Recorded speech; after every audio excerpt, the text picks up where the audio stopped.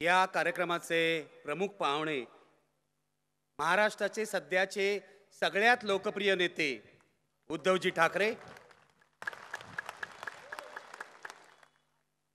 नव्या समाजवादी पक्षाचे संस्थापक अध्यक्ष कपिल पाटील आणि माझ्या भावांनो आणि बहिणींनो, सुरुवातीला तुमच्या डोळ्यातलं जे प्रश्नचिन्ह आहे त्याचं उत्तर देतो, कारण मला तिथेही प्रश्नचिन्ह दिसतंय त्या कॅमेऱ्याच्या पाठीमागे असलेल्या लोकांमध्ये आणि इथेही दिसतंय.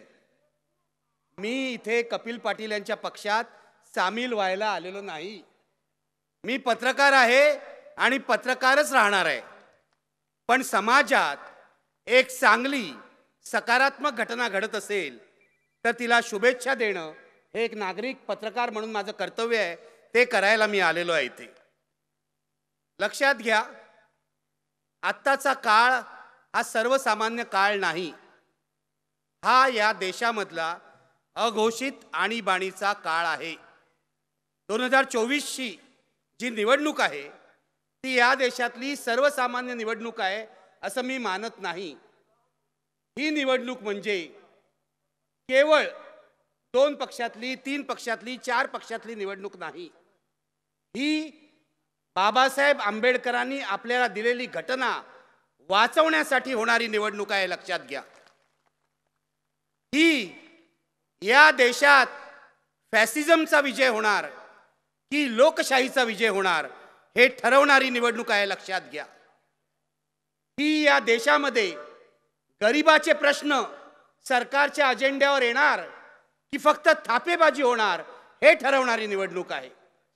एकूण एक ऐतिहासिक निवडणूक आहे ही, आणि अशा ऐतिहासिक निवडणुकीला आपण सामोरे जात आहोत.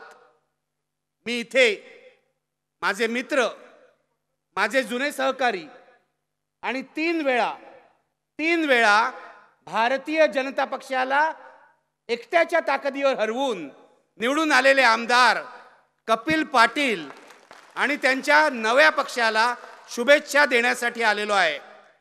कारण हा माणूस कपिल पाटील कधी भाजप नावाच्या फॅसिस्ट पक्षाबरोबर जाणार नाही याची मला खात्री आहे. गेल्या 40-50 वर्षाचा आमचा संबंध आहे, बरोबर आहे ना?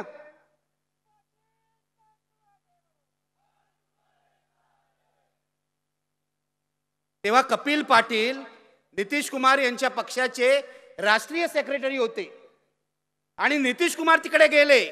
एकदा नाही, दोनदा नाही, 3दा गेले. पण कपिल पाटील त्यांच्याबरोबर कधीही गेले नाहीत आणि आज त्यांनी या समाजवादी पक्षाची स्थापना केली आहे. ही गोष्ट मला महत्त्वाची वाटते. मित्र, लक्षात घ्या, मी फारसं बोलणार नाही, पण उद्याची लढाई खूप कठीण आहे. ही फॅसिझम विरोधातली लढाई आहे. यासाठी रक्त सांडावं लागेल. कदाचित आपल्याला तुरुंगातही जावं लागेल, हे लक्षात घ्या.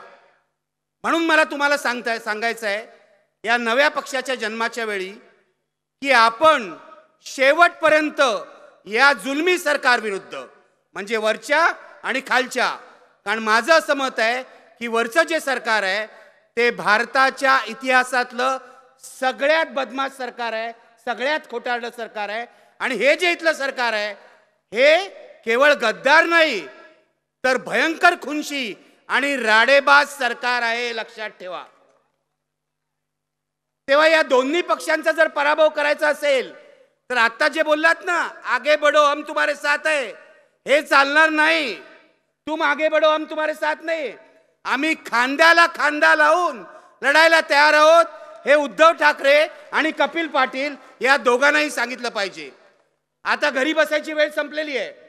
मी महाराष्ट्रात दौरा करतोय, माझे सहकारी दौरा करतायत. निर्भय बनवच्या अनेक सभा झालेल्या आहेत. मी तुम्हाला सांगतो, महाराष्ट्रातली जनता अस्वस्थ आहे. महाराष्ट्रातल्या जनतेला हे सरकार, वरचं सरकार आणि खालचं सरकार, दोन्ही सरकार नको आहेत. त्यांना नकार द्यायचा आहे. पण नकार देण्यासाठी जी एक व्यवस्था पाहिजे पर्यायी, ती व्यवस्था कोण निर्माण करणार हा प्रश्न आहे. आणि हा नवा पक्ष महाविकास आघाडीला मजबूत बनवतोय आणि तो या लढाईत शेवटपर्यंत टिकणार आहे याची मला खात्री आहे. तो टिकला नाही, त्यांनी काही चुकीचं केलं तर मी आहेच इथे, काळजी करू नका तुम्ही. कळलं का कपिल पाटील? त्यामुळे त्यांना शुभेच्छा द्यायला आलोय आहे मी.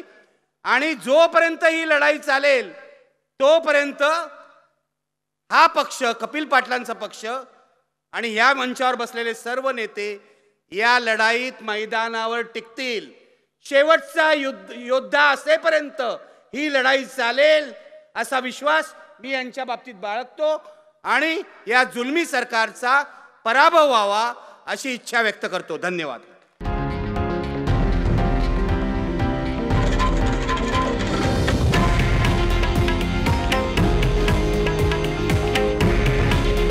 हे आहे देशातील नंबर 1 न्यूज नेटवर्क आणि आपण पाहत आहात TV9 मराठी. काळजी तुमची, हित महाराष्ट्राचं.